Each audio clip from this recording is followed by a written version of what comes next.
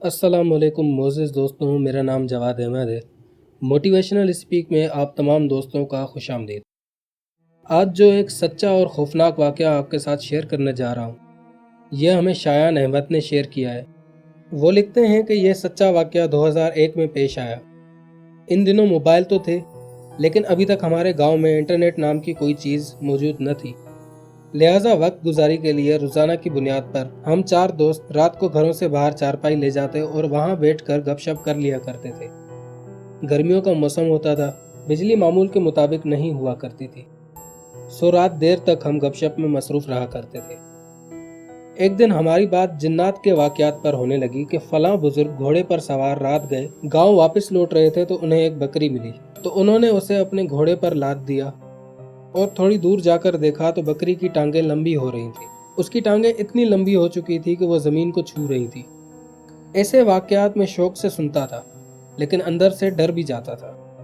ہمارے گروپ کا ایک دوست سلیم، جس کو ان واقعات پر بالکل بھی بھروسہ نہیں ہوتا تھا، وہ جنات میں نہیں مانتا تھا، اور اس دن بھی وہ ان واقعات کا مذاق اڑانے لگا۔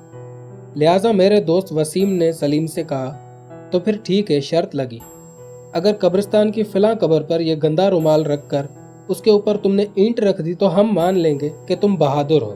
سلیم بولا، اگر میں یہ رکھ کر آیا تو مجھے کیا ملے گا؟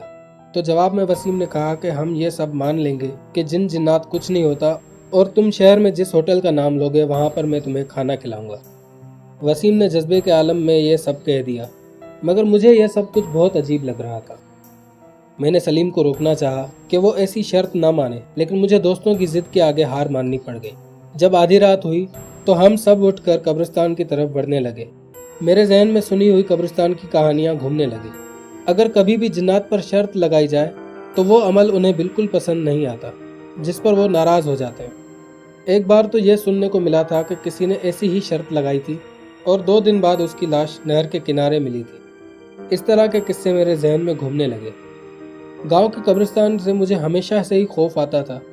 وہاں پر ایک برگد کا درخت موجود تھا، جس کی شاخیں زمین پر اتنی جھک چکی تھی کہ وہ بالکل زمین کو لگ رہی تھی، اور مجھے ہمیشہ اس درخت سے خوف آتا تھا، جیسے وہاں کوئی جنات کا بسیرا ہو۔ میرے ذہن میں اچانک سے ایک خیال آیا، جہاں سلیم نے اپنا رومال رکھنا ہے وہ قبر اسی درخت کے نیچے تھی۔ وہ قبر ایک بزرگ کی تھی، جن کے بارے میں کہا جاتا تھا کہ وہ بہت ہی پہنچی ہوئی شخصیت ہیں۔ یوں ہی سوچتے سوچتے ہم منزل کے قریب آ گئے جہاں ہمیں رکنا تھا۔ یہاں سے سلیم کو اکیلے جانا تھا۔ میں تب بھی اس کھیل کو روکنا چاہتا تھا، لیکن سلیم نے ایک نہ سنی اور وہ چلا گیا۔ سلیم کو گئے ہوئے کچھ زیادہ ہی وقت نہیں ہو گیا؟ ہمیں چل کر دیکھنا چاہیے۔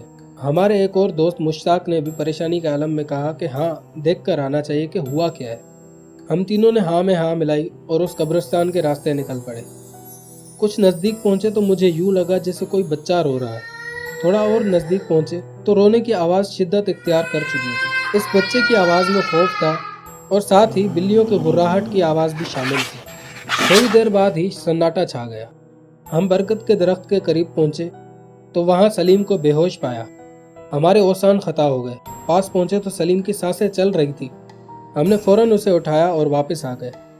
اسپتال میں 3 دن اس کا علاج ہوا۔ پیروں فقیروں کے چکر کاٹ لیے، لیکن اس کی حالت ویسی کی ویسی رہی۔ اس کی آواز نہیں نکلتی تھی۔ وہ بولنا تو چاہتا تھا، لیکن بمشکل اپنے ہونٹوں کو ہلا پاتا تھا۔ اسے نیند نہیں آتی تھی، 24 گھنٹے آنکھیں کھلی رہتی تھی۔ اکثر اوقات اس کے جسم میں اتنا درد اٹھتا، لیکن وہ چیخ نہیں پاتا تھا، صرف آنکھوں سے آنسو نکلتے رہتے اور منہ سے جھاگ نکلتی تھی۔ یوں ہی 10 دن گزر گئے۔ اسے نہ نیند آئی نہ سکون آیا۔ وہ جاگتا رہا، آنکھوں سے آنسو بہاتا رہا، اور پھر ایک دن اس کی اسی حالت میں موت ہو گئی۔